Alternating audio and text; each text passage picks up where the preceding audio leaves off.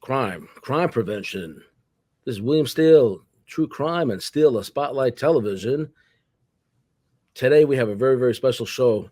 My regular show with my co-host Ignacio Esteban, retired ATF, but we have a special guest, a former detective from New York City, undercover detective, highly effective, and I'm going to let him introduce himself. But let me bring them on real fast here, and we're going to do something a little different. We're going to have Chris Delia introduce himself and what his background is to hold your attention. Then we're going to get everybody updated on current affairs. After that, the second part of the show, we're going to get into crime prevention because this is what all three of us specialize in now. These guys were career law enforcement. Unfortunately, I was a career criminal. And so I use my past to try to help people today to keep the bad guys away. So let me bring everybody on here. Ignacio, Chris. What's going on, man? Good. All right. Now everybody knows who Ignacio is there in the middle. So Chris Delia is my guest today. Very, very special guest. One of the most extraordinary careers in law enforcement you're ever going to hear in your life. Introduce yourself, Chris, and tell us a little bit about your background. Thank you.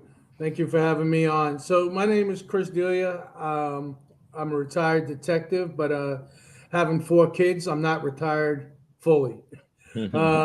Grew up in the Bronx. I spent 4 years in the United States Marine Corps. I was in the Rapid Deployment Force. I was in 17 different countries in 4 years. I fought in Beirut, Lebanon. I was hurt in Beirut, Lebanon. I also was in Honduras when Nicaragua, they thought, was going to invade Honduras with Army Rangers and Honduran Army. Got out. I was promoted meritoriously to the rank of corporal. Received numerous awards in the Marine Corps for my service. I came out. I joined the New York City Police Department. I spent about little over 2 years on patrol when I was recruited to become an undercover. While I was an undercover, I infiltrated groups with the complexion of my skin. I infiltrated black groups as a light-skinned black person, Egyptian groups, Hispanic groups, Italian groups, and just about every gang you can imagine. Started off on street-level narcotics, went into Manhattan South narcotics major case. Moved over after an incident where one of my partners, my teammate, Detective Louis Lopez, was killed in an undercover buy. Oh. Went from there to trademark counterfeiting, and then eventually was recruited into the FBI task force, where I eventually became the lead detective for West African organized crime in my unit. Good, excellent. Yeah, I'm currently the senior director, the national director of security for the Anti-Defamation League. ADL, excellent career, Chris. We're glad to have you on the show here. Bill and I have been doing this for almost 2 years, and it's ever so often we do have a guest up there. Bill and I like to also talk a lot of politics and everything else. Well, good to have you, man. And how many years NYPD? 13 years NYPD. In between the ADL and the NYPD, I actually own 2 companies, one private detective agency and one executive protection company. Okay. And ADL was actually one of my customers, and then they asked me to come on board and take over security nationally for them. So I've been doing that for a while. Good deal, man. Good deal. They made a good choice with your experience, it seems like. I just want to say one thing. So Chris and I met I have a new co-host, a former New York City Mafia detective, organized crime detective, Louis Ballesteri. Louis and I have a segment called Mafia Mondays. There goes Louis. He's introduced me to Chris, Ralph Freeman. Ralph is one of the most decorated officers, I guess, in New York City history. Vic was his partner. Anyway, I don't know if they've told you this story, Chris, but they all use this stuff. You heard the story? No. Lip. It's they on stakeout. They got into using this, and evidently Vic's a little pretty boy, so he's always worried about his appearance and stuff. But so he was using that. Louis tried it. He sold us on it. Now we use it all the time. It's become like a running joke. So, but nice. Thank you, Louis. Shout out to Ralph, Louis, Vic. So what are we talking about? Hopefully, after we talk about some current events here, I want to go back to that horrible story that happened to Louis Lopez. and give us some perspective what should have gone. And I used to do a lot of operations. Obviously, I was retired ATF, 26 years federal law enforcement, 21 with ATF, 5 with U.S. Customs, and I spent most of my career. This is my book that I wrote after I retired, ATF Undercover. Became a prolific writer, Chris. Almost 80 books on Amazon. I did it in less than 2 years. I've written countless articles also on Medium, and I've done tons of shows now around the world, from Australia, England, Canada, done the History Channel, and others are working on this. So this is getting a new career for me, which I really wasn't expecting. I was just thinking maybe just as a hobby, and it's taking a new life, and I really have a passion and I really enjoy it. But what I love more is before I got into law enforcement, I was going to call my book The Accidental Agent, because I was studying how to work my master's at FIU in Miami, Florida National University, and had a bachelor's degree in political science and history. I really loved politics. My parents came from Cuba. My grandparents came from Spain. And they, unfortunately, because of Castro and the communists, they lost everything, nationalized. They're fortunate to come to this great country. I was born in California, Los Angeles, raised in Miami. I speak Spanish. I grew up in Miami. That helped me a lot in undercover work.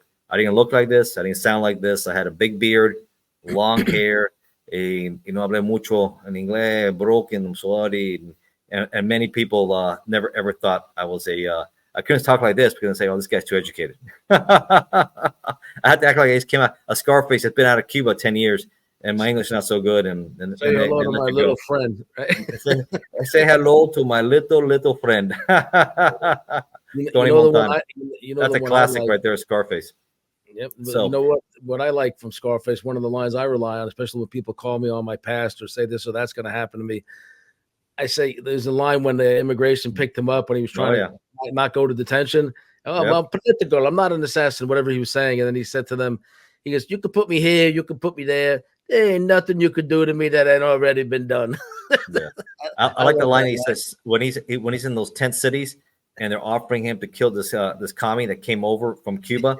He said, oh, they give me a green card? I'll cover them up really good for a green card. Dave Icavetti, the movie Silent Partners. I don't have a picture of Dave, but he wrote this book.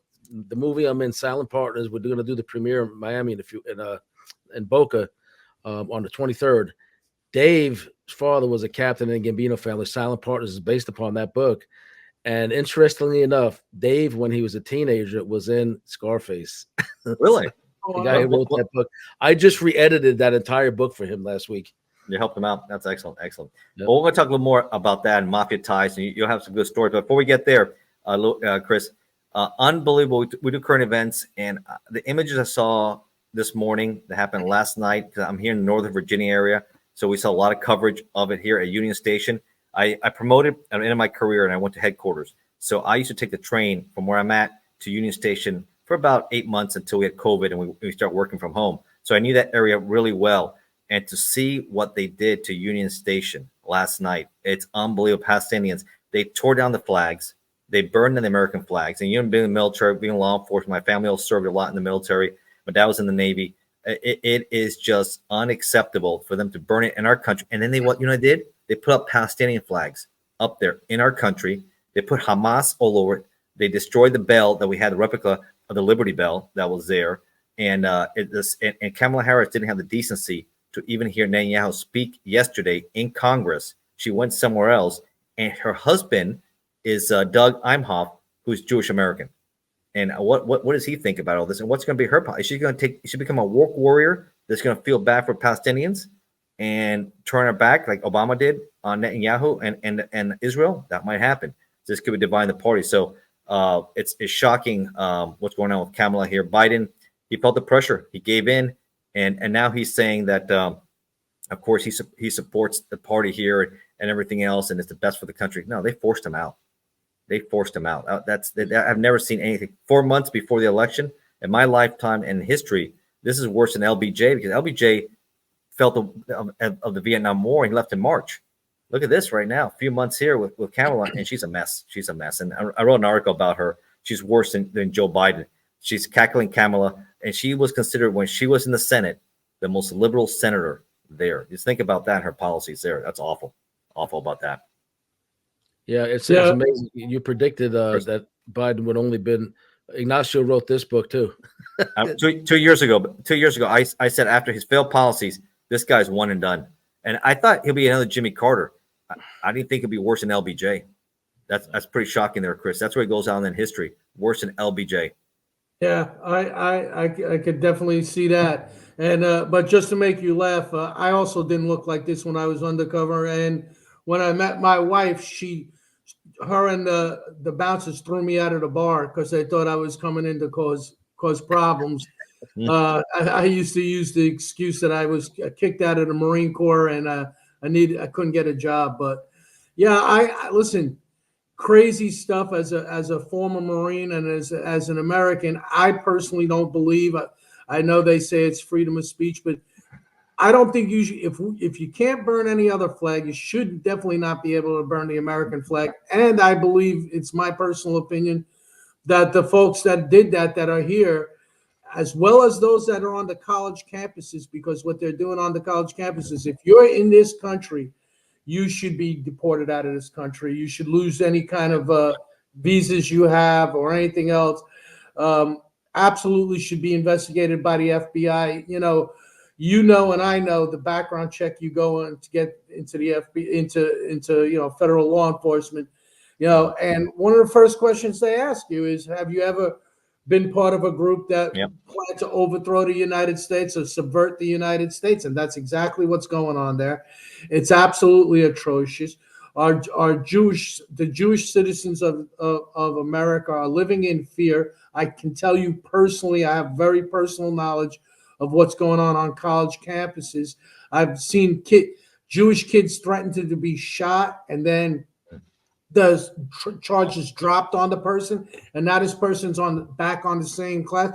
And I'll tell you other things. I've seen kids from Israel come here, young people, and have issues getting their visas because they served in the IDF and stuff. Mm-hmm. So there's a lot of real issues going on in this country that need to be addressed.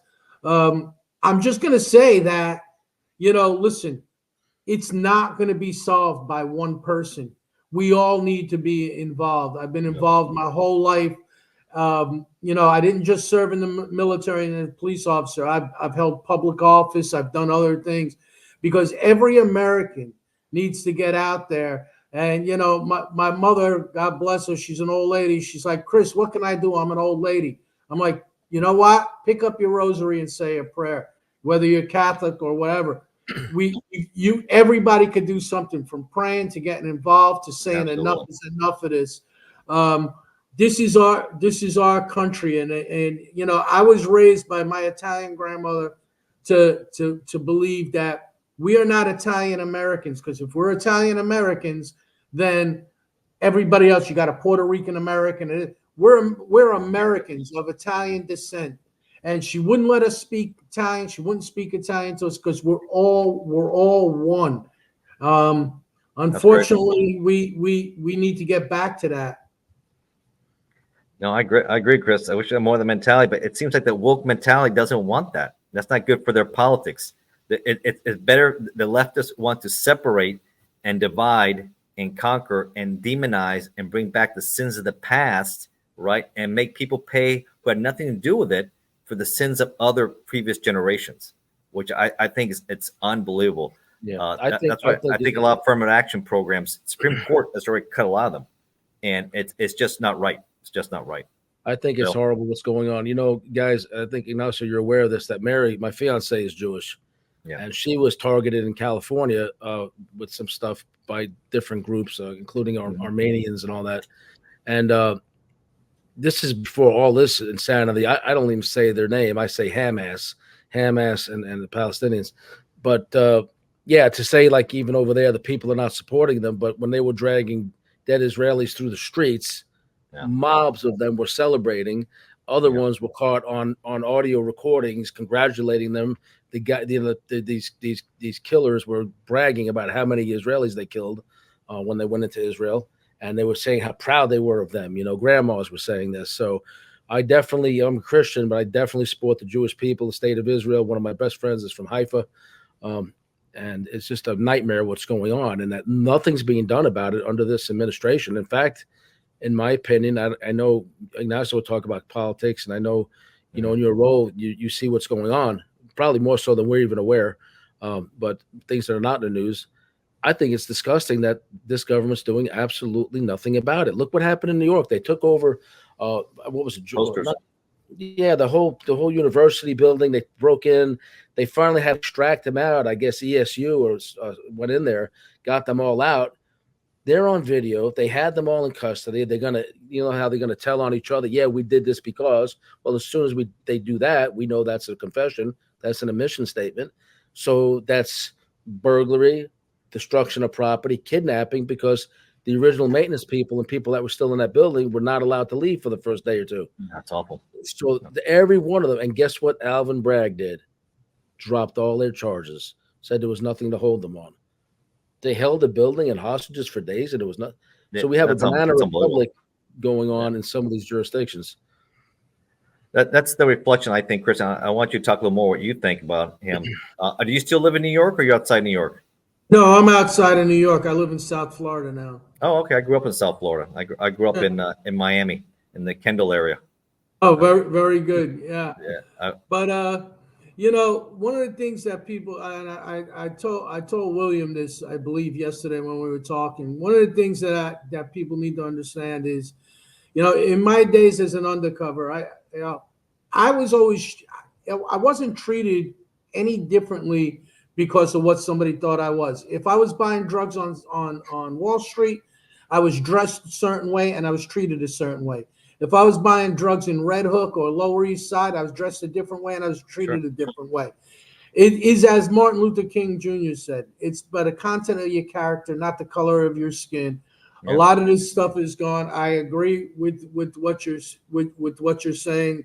This needs to come to an end. People need to be held responsible for their actions, and it's as BB said yesterday. These folks are useful idiots. If they only knew what happens to somebody who's gay in that area, they don't survive it. And there is no way on God's earth, and I don't care what religion you are, that you cannot cry over the fact when I saw that they were putting babies in microwaves, that's awful, hitting them with shovels, raping women, on and on and on. In my worst day, listen, I was not always a saint. I was always beautiful, but I wasn't always a saint.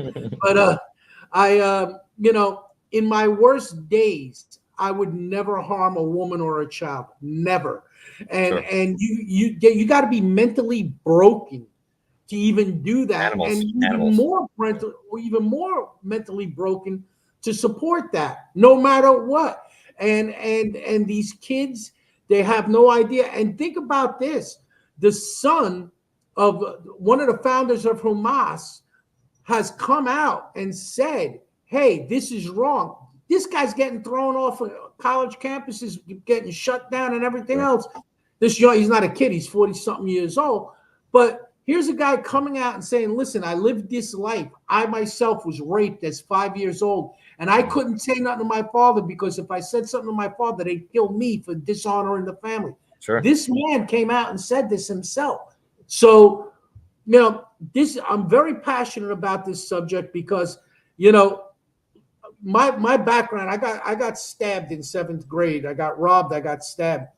I'm not a big guy, but I absolutely despise bullies. And especially people who go after people who can't defend themselves. No, that's awful. And if you can't be outraged about this, I don't know what you can be outraged. This should be unifying us, and it would help the Palestinian cause. I agree. And since you grew up in New York, and I've noticed since I follow a lot of politics, and not just regionally, but around the world also, and it seems like New York's had some really bad mayors of late. You had Eric Adams. I know he's former NYPD, but some of his policies there, you got to be aggressive with the guys. You can't be giving out these nice debit cards for illegals that are coming in here and taking care of them, putting $1,000 in housing while the people from New York City are suffering. And you take care of illegals who came the wrong way to come here and encouraging that kind of behavior and protecting them. That is awful. And of course, I think Bill de Blasio was a socialist. And in his policies were pushing New York a certain way. And then you had Cuomo as governor. man, that just was the ultimate escape with their awful policies during COVID, controlling, shutting down small business. Well, Florida, with DeSantis, kept it open. They said, no, we're not shutting down for COVID. If you're sick, like, be smart.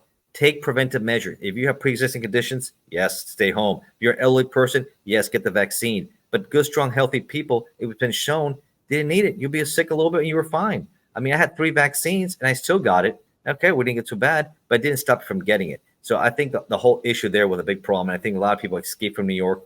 And the key I hope people learn from all these blue states that come to red states, do not bring those failed policies with you. Change. There's a reason why you're leaving New York City. People hate it. They're complaining about it. They destroy their businesses. We talked to a lot of people who've lost everything because of these shutdown policies.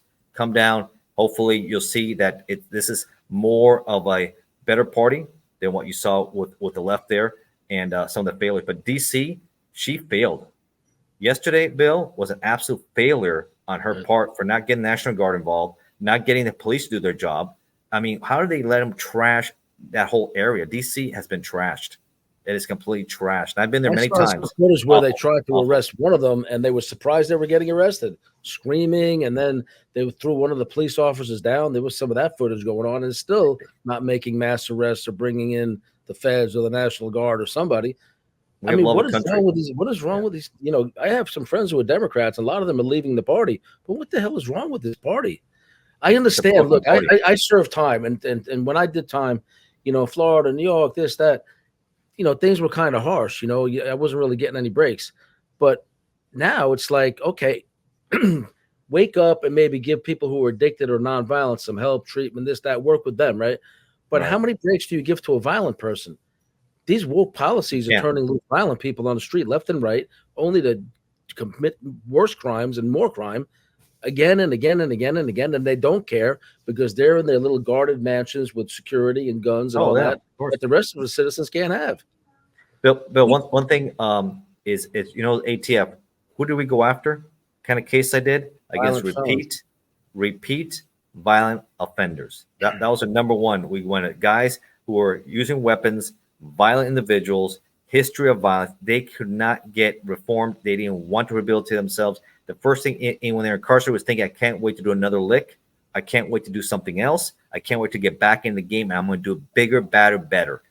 And those people are dangerous. You lock the key, you throw them away because they will. We're talking about bullies. They know to find the easy, weak prey. And we're going to talk about, Bill, in a little bit more about how to protect your homes, how to protect yourself, and how to protect yourself from being also carjacked and everything else. So we'll talk more about that. The HIDTA squads and the ATF and these different agencies specialize in going after the repeat violent offenders. I'm aware of that. You know, from my perspective, having served time when I was a law clerk, you know, when the sentencing was so harsh back in the day, even on nonviolent offenders, you know, the mantra was, you know, I'm going to hold court in the street. You know, I'm not going to let them get me. And then you had so many police getting killed because traffic stops and guy was afraid of going back to prison or on parole, knew he was going to get 20 years for some weed. You know, they're going to hold court in the street. They're not going to allow the system to throw their life away. I don't support that, but I'm telling you, it was a very common mantra. Now it's like it's a joke. The law enforcement. I know people that are extremely wealthy that shoplift every day because no one else is being held accountable, so now they do.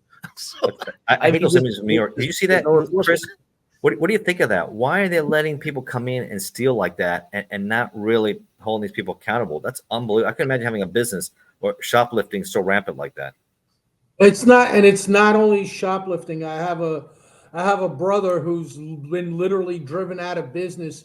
He's been in business forever online, and he's gotten ripped off so much that he's literally closed it down. And he's like, I'm not doing this anymore. And you know, listen, there's a false sense of compassion. That's where this all started. Where you know, the pendulum swung too much. At first, we realized, hey, do we send the guy to jail for 20 years over this?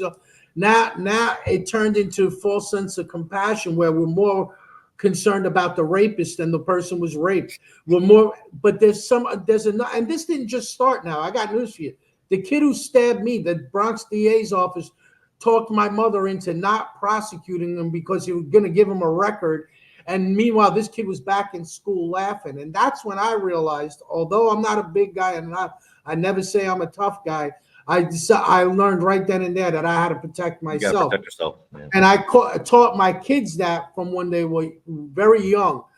And I think we need more of that back in this country where, listen, I refuse to be a victim. You want to jump me, you go ahead and jump me. Just do yourself a favor and bring a lunch because we're going to be there for a while. And one of us ain't leaving on our feet. That's right. I got a question for you. You're gonna have your hands full. In other words, you're gonna have your hands full. That's for sure. It's not gonna be a walk in the park. I got a quick question for you. You said it was an online business. I know visually we see the jewelry stores and the shoplifting, the mobs of people hitting stores everywhere, like mobs, just flash mobs, whatever they call it. Now those can be prosecuted under federal law. There's I forget the name of this. There's some. Yeah. Right. Good luck. Right. Nobody does it. Smith Camp in Fresno, the most corrupt county in the United States, said she was going to do it, and she couldn't get her federal partners to go along with this. I don't know. But you said your brother was victimized and put out of business on an online business. How did they target him? I mean, without teaching anybody how to do a crime. Yeah. How did that happen? So what they would do is they would say, "Oh, I didn't get the package, or the thing wasn't in the package," and then they would also they would ship. I have to talk to him more, but he would ship to a house that was like they were just sending all these packages to these houses, and it was all nonsense. And he would I guess through like Spotify and he had all sorts of protections to make sure this stuff wasn't going on. And then what ended up happening is when they were ripping him off, they would report him as that they got ripped off by him. The package came and it wasn't this. So then he was getting investigated. They were holding his money, and he just couldn't operate anymore. What kind of products was he selling that they were targeting him so heavily? Because I know Amazon is pretty liberal about like returns or stuff like that, but I've heard of things where they send it to like an abandoned house, and Yeah. So he dealt mostly because he was in construction his whole life. So he started selling high-end construction equipment and things along those lines. And it was one thing after another. They would take the machine, take the parts they need out of it, and return it saying that it came broken. And he's like, this is nuts. You got to blame Eric. Leadership this starts from the top, and there's none there with Adams. De Blasio was the worst, I think, in the history of New York, because he was really pushing that leftist policy. I mean, the NYPD guys would turn their backs on him when he walked anywhere. He was such a socialist leftist, and he really believed New York was as a socialist city. I think people really escaped it. And you know what really bothered me? When he did not want to deploy his guys during the riots, during COVID and afterward with Floyd. Remember those riots? And even Cuomo said, listen, I don't want to have to bring the National Guard in. You have almost 40,000 officers. Use them. Right. Use them. And he wasn't even using them. I mean, what a guy. It was okay for him. Hey, steal from the rich and give to the poor mentality. You've been oppressed. You've been woke. You've been victimized. The system destroyed you. Do what you want, because you know what? The system deserves it. What the heck, man? That's why I scratch my head. I want nothing. I visited New York quite a few times. I've done a lot of UN details on UNGA, working with DSS and others, and just seeing how New York is. And then recently, before I retired, a big trial, and I was looking at there, and I said, man, I don't know what happened here, but I couldn't live here. Between the stench, Giuliani wasn't that bad, but when I saw what I saw here, the stench was horrible. Crime was there. People were scared. And then, of course, there's been a lot of shootings in the metro system or the subway system. Man, I don't like you can't be armed. They know that. The gangs know that. You're victimizing yourselves. You'll cop a gun charge. These gangsters don't care. Man, I don't like in a city where they pretty much let them go, but they'll go after you if you carry a gun and make an example. Real quick with Harris, she is so liberal that she wants to have a buyback program, a mandatory buyback program for anybody that has an AR-15 style rifle, to ban them in this country. That's what she wants to push out there, that you cannot protect yourself. She's about going after gun owners, rifle gun owners, and pretty much feeling bad for the criminals and say, okay, let's give them a break and a chance. No, you can't live like that. From my point of view, I was, a burglar for many, many years. I was a locksmith and alarm technician. My biggest fear was running, in the middle of the day, going in a place, was running across somebody like you guys, Right. off duty, sleeping, and I get a bullet in the head or the back, or whatever, So yeah, I think that the criminals, especially violent criminals, now after you serve your time, I believe if you were in for nonviolent crime and you have 5 or 10 years clean, you should get all your rights back. But if you have a propensity for violence, absolutely not. And people should be armed. And I believe, like, even with the schools and school protection, there should we can be talk about that. trained people within there. There should be AI used to identify people walking up to it with a gun. I want to circle back to something Chris said. You said if you were doing undercover work around the Wall Street area, you dress one kind of way. You know where the stock exchange is, and then there's the old New York Capitol building with George Washington in front, the iconic building. What is that? Yeah. The old Capitol, the Capitol of the United States. It's like a museum now. If you've ever been in there, off to the right, there's a big safe. It used to have, like, I think the whole currency of the United States or something like that was in there, $3 million or $30 million, whatever it was. And so you can tour the inside. It's nice. Around the back, if you remember how it's laid out in the back, across the plaza to the right is, back then in the 80s, was Chase Manhattan Plaza, the big giant skyscraper right there. I don't know if it's still called that. This is a side note, okay, because you guys are busting the criminals. I was out there 13 years old, me and my friend, both corners, right behind that museum, selling joints. We would go there at lunch hour when Chase Manhattan and all those buildings let out, and everybody who was getting something during their lunch break would come, and there's other people doing the same thing. But we posted up right behind that museum. I literally, could lean on it. Boom, boom, boom.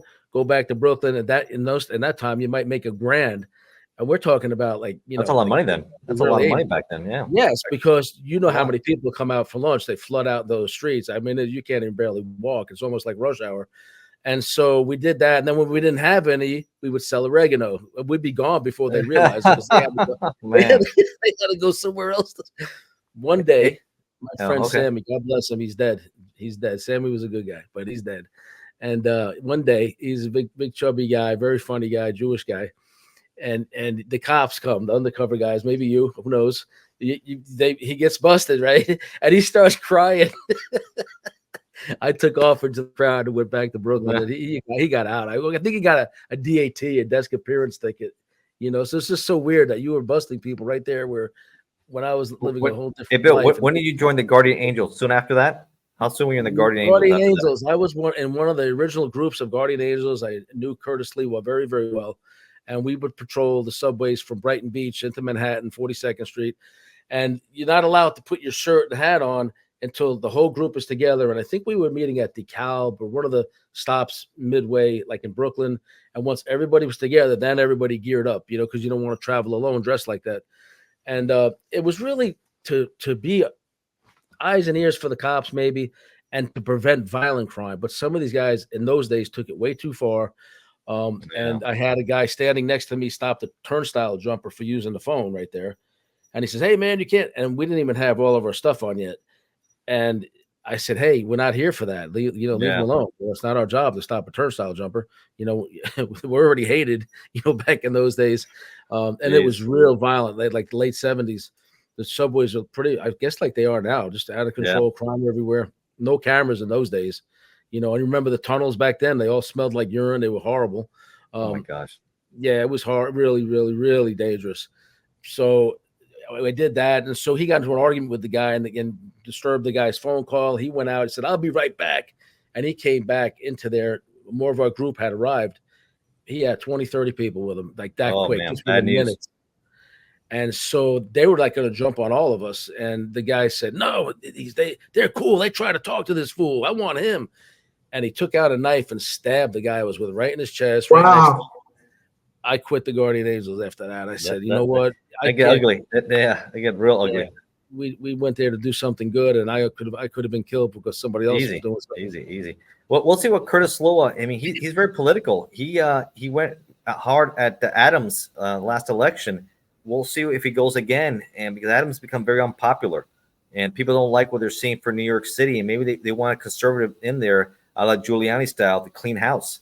So you need an enforcer, clean house, lower your taxes, pro business, right? Clean the smell. I'll be honest with you. I stomach every time I go to New York recently. I just can't stand it. I want to avoid it. I don't like the smell. You would have loved it in the '70s. It was worse.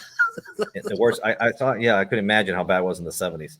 I did about 18 years in prison. I go back in December for a film festival for Silent Partners and to visit my mother in the cemetery because she passed away when I was incarcerated.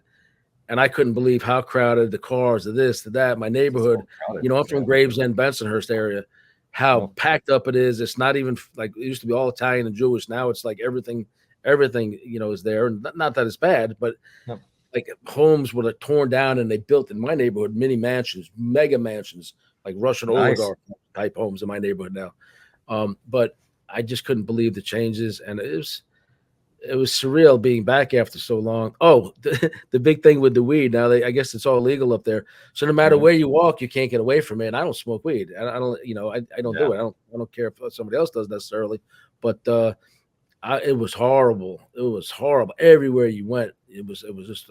I think it should be like cigarette smoking, Bill, right? And Chris, you let me know. Like in restaurants, you can't smoke in restaurants. You can't smoke in planes. You can't do that. It's illegal. You should be able to go in a corner. That's what you're gonna do. Because here in Virginia, it's legal for medical and recreational use. I know in Florida, it's for medical. They're trying to get it for recreational use.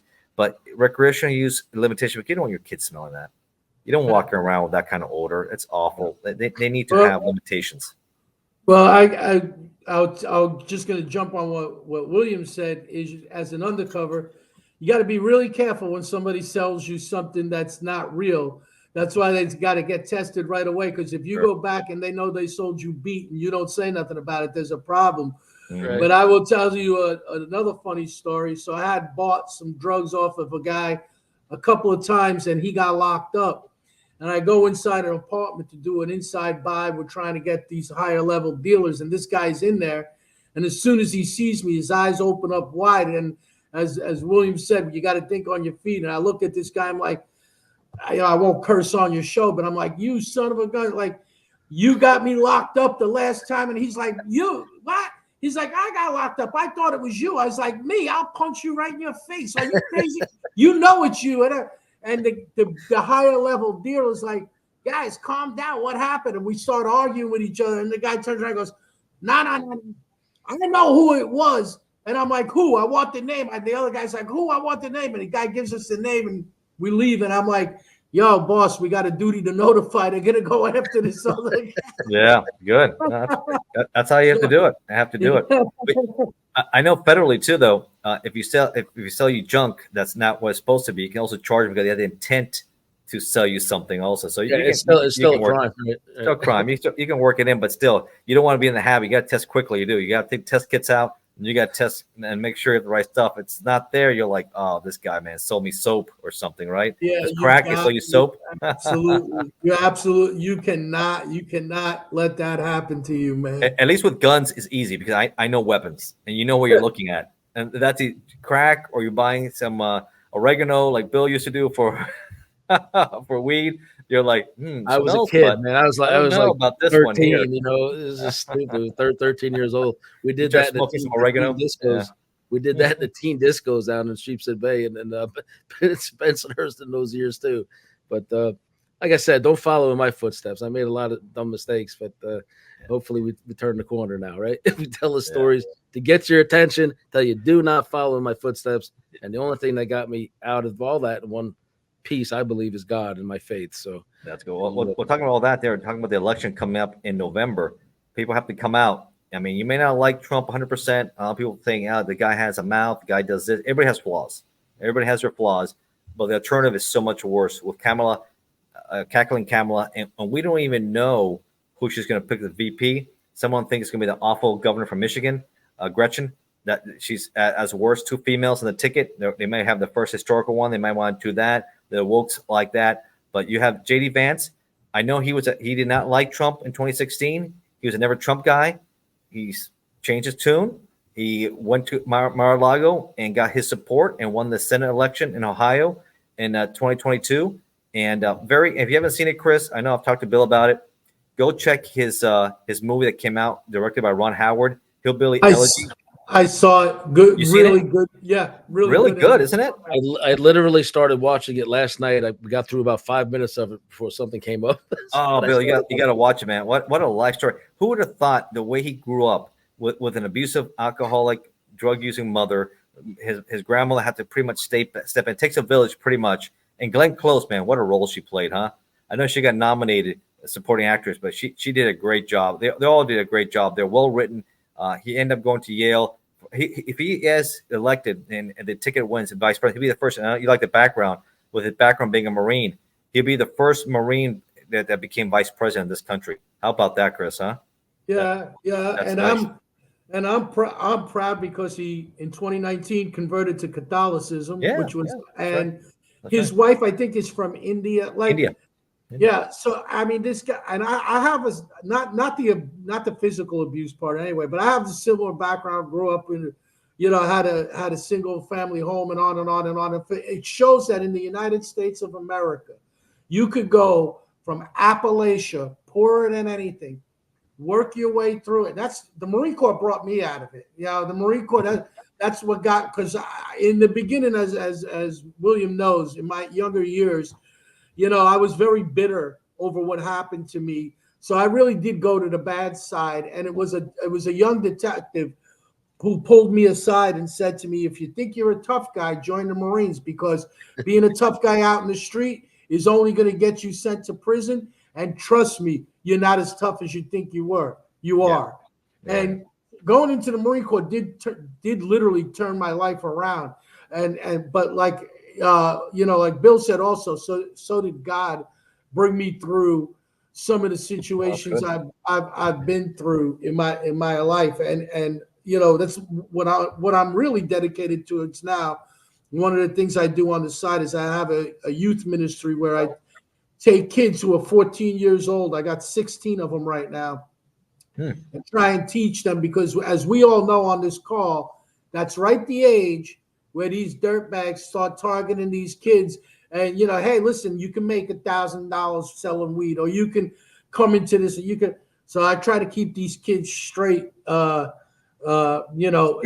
really important. Yeah.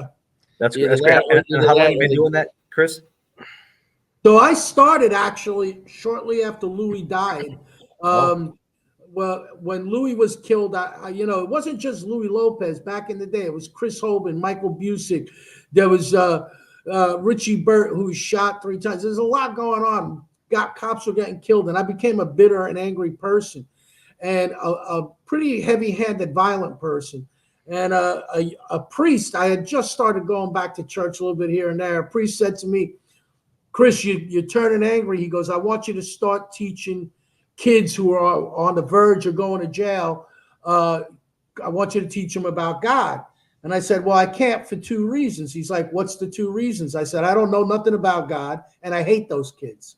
I want to bash their heads in, because they're the ones that are going out there killing. And he turns around and goes, you're perfect for the job, because you're gonna grow together. And in the beginning, it was bad. You got to ask my wife. Kids would come outside, want to fight me in the parking lot and everything. But I gained their trust when they found out that I had the same background as them. They gained their trust when I was in the Marine Corps. And then they got to know me as a human. That's why I think one of the best things the NYPD ever did, and I heard they did away with it, which is a shame, is the program called CPOP, where they put a cop on a foot post. Because they used to say, oh, the NYPD is corrupt. And then when they did CPOP, they would say, well, what about Officer Jones on your block? And they say, no, he's a good guy. Because they got to know them as a human being. And the cops got to know the people in the area as a human being. Well, hey, Chris, what do you think of these 30 cops? I did a show with Michael Dowd about a few months ago. He did, what's that precinct? 7-7. 7-5 precinct? I thought it was the 7-7, but it might have been the 7-5. 7-5. I think the documentary have you seen that on Netflix? Unbelievable documentary on Netflix. A long time ago. I really don't recall it, but I know the story because everybody in the NYPD paid heavily for his antics. Yeah, and so I did a show, got on his background, everything else. I'm going to do on a second one here. He's reformed, which is good, and everything else. Trying to get I think a movie deal set up there. I guess New York Post one of the local papers called the most corrupt officer in New York NYPD history, huh? Front page and everything else. What exactly was his area of corruption? Anything and everything? I don't know much about He him. was trafficking. He was trafficking. He was working with the Dominicans in the bodegas, running. He was protecting their loads, getting involved in stuff. I mean, he was a big time drug dealer. And the thing is, he did his own M. He came in with a brand new red car. I forgot what kind of car it was. Was it a Corvette or something? He brought attention to himself. He was involved in stuff. But his brother was also NYPD, but he wasn't straight and narrow path. His father was a retired firefighter, but he just went bad. He just went bad. And it's unfortunate. You got to have, remember I told you, Bill, you got to have that good moral compass. During the documentary, one of the detectives in IA who eventually helped bring him down said, when I looked at him, I didn't see cop. I saw perp. He had a perp face because he was always like worried, involved, and he was scheming about another hustle, making more money because he just got caught up and they were making tons of money working for the Dominicans with the cartels. They were pretty much hired guns, giving heads up. Hey, they're coming for a search warrant. Get these guys out of here. Hey, we're going to – dude, they were doing off the crate. You got to see it. And you haven't seen the stuff they were involved in. It's unbelievable. It's shameful, and then open up the gate because they took down a lot of guys from that precinct, the one next to it, I think the 101 precinct. It just ended up being a house of cards where everybody started going down and exposed some of that there. So how did that it bothers me. Imagine it would bother you too, Chris, seeing these kind of guys taint the image, tainted badges. How did it affect you personally when you were actually a detective during that period, I guess? Well, how it affected us personally was that we all came under the microscope. So they were starting to do what they call integrity tests, where they would either do it where we would go on a search warrant. We would be given information. Oh, go do a search warrant there, and there'd be money there, and they'd want to see if we were going to take it. And it used to be where we'd go do a search warrant. I'd go in a room and I'd do the search warrant. Then I couldn't do that anymore. The sergeant had to be there with you, or somebody else had to be there with you. But what's going on today is what was going on back then, and it takes somebody with moral character, because cops were seeing these drug dealers going in and out of jail and everything else, and we weren't making a lot of money back then. When I was a cop, I think we started off at like $34,000 a year. The cops who didn't have the moral character, they started being corrupt. And, like you said, I forget which one of you said it, somebody who's wealthy and they shoplift every day because they say other people get away with it. Well, then the cops start seeing that and they're like, hey, you know what? Why not? But it's got to come from inside of you. That and like with me and in our unit, we ran across, I'll leave names out. We ID'd a dirty cop in our midst, and we reported him. Why? Because I've been to too many damn police officers' funerals, and I am not going to dirty their shields and my shield. That's right. By doing that. And you become one of them. Not many people in the world have a job where they routinely go to the funerals of their coworkers. That's right. And have to look at their families and everything else. And it really affects you. But I seen, and I used to hear it, and I understood the mindset, because you got to remember, especially too in narcotics, like when everybody thinks, oh, narcotics, you're dealing with the lowest of the low. I'm sorry, that's not the case. We were locking up doctors. We were locking up firemen. We were locking up other cops. We were locking up lawyers. We were locking up people that I used to have a lot of respect for. And you're like, oh my goodness. So it was just terrible. And it really does it does shade your view on society. It takes a while for it to come back. I wrote an article like that in a book, Tainted Badges, and it has to do with, I saw as a young, I was like in my early 20s when I started with customs. I almost went to law school. That's why I was going to change the book to Accidental Agent. But since I spoke Spanish, had the background, I grew up in Latin America. 90% of the flights at MIA, Miami International Airport, came from Latin America. So instead of using interpreters, they want to have people with a background to work for customs.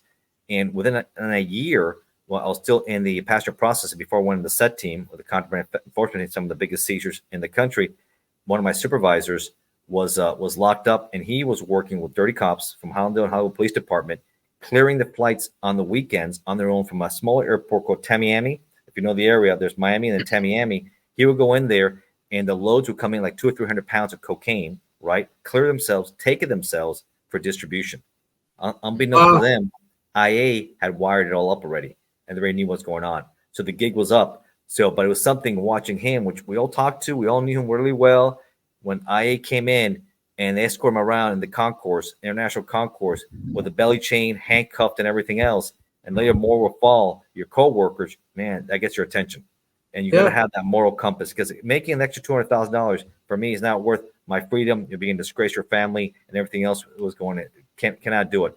And some of these guys, like I said, they don't have it. They give into it. And look how sad it is. And we make good money. We're making good money. That's just pure greed. In some cultures, like in Mexico, as you know, in Colombia, they tell the police, basically you either get down with us or you die, your family members die.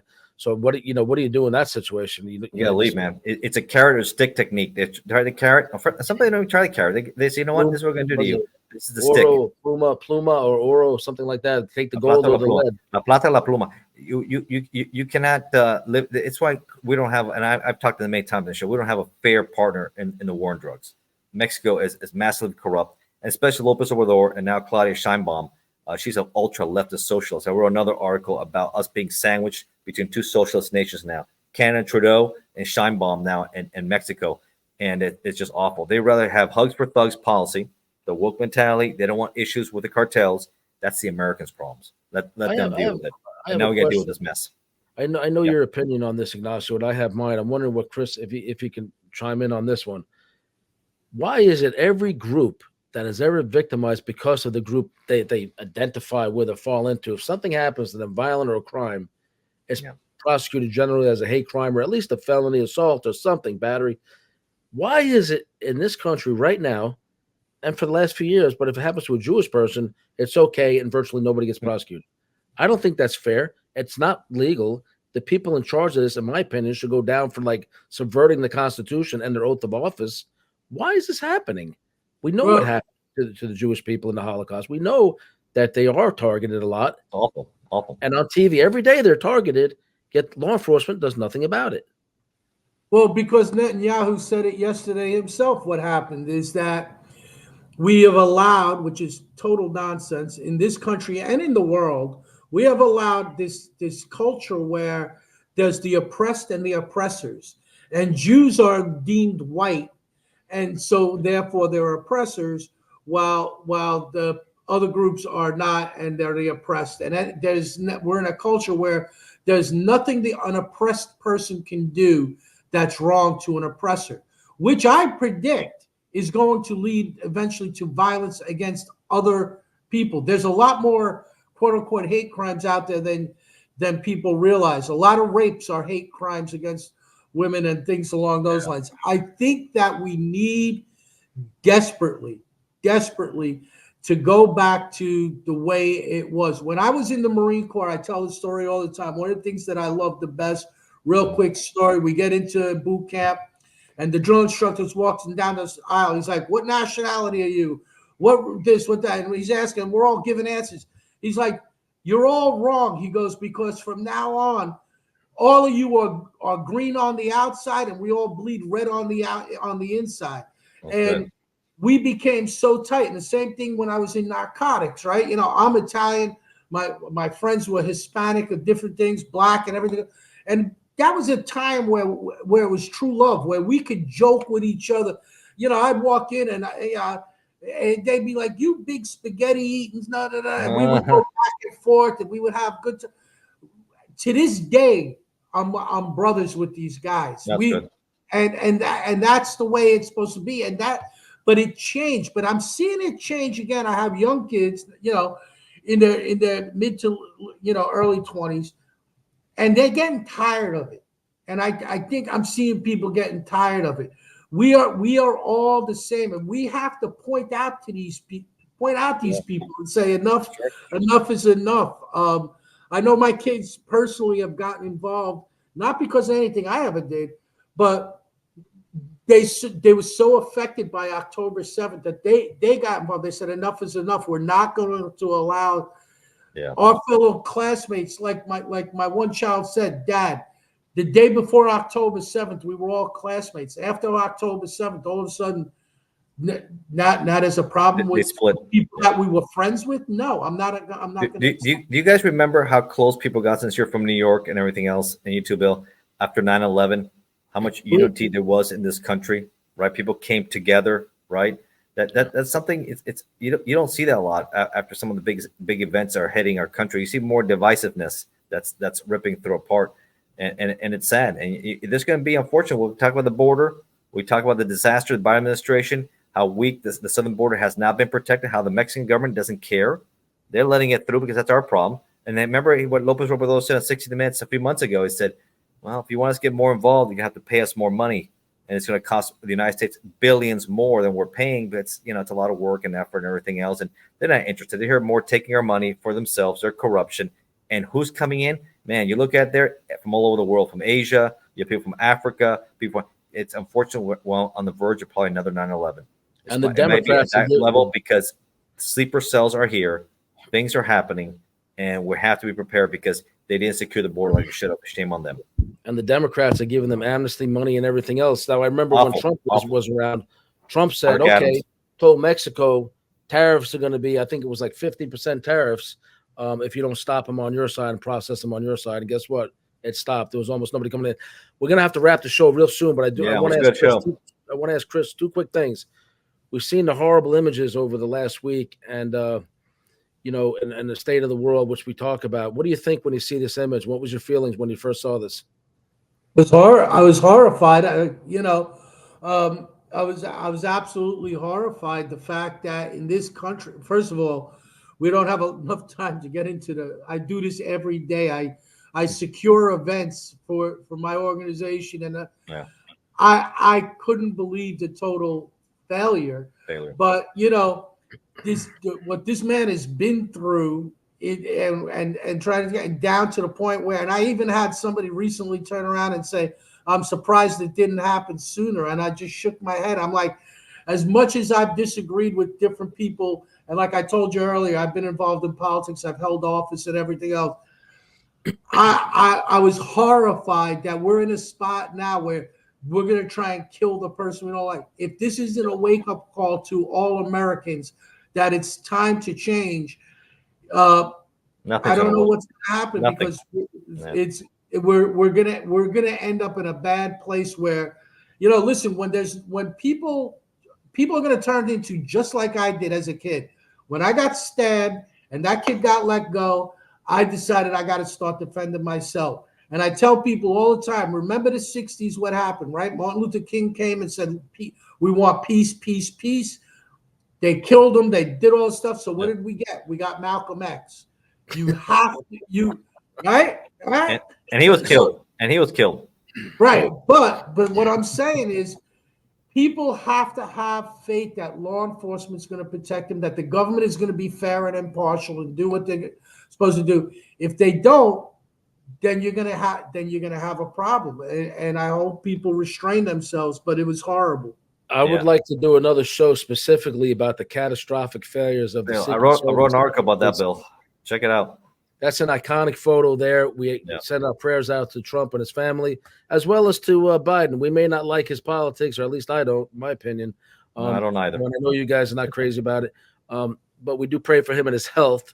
But I do believe he's part of the Biden crime family, and is way more than I think. He's spending his last few hours in office because he's probably may resign. Who knows? Signing a stack of pardons this big for himself. And let's see if Hunter's name is on him, right, Bill? We'll see if Hunter's name is on him. Right. So let's wrap this up, and we're going to bring you guys back whenever you're ready. More than now, so you're my regular co-host. Yeah, that was a good show, Chris. Thanks for coming on. Good meeting you. Enjoyed it. Lots to talk about, like always. And please look our stuff up on Amazon. Check our stuff up, Bill, on Amazon. Our books we have available, our previous shows, also on Rumble. Check it out. You got ATF Undercover and everything else. Also on Audible. You can see this on Audible. And then RFK, he's in the mix. He's going to be the X factor here.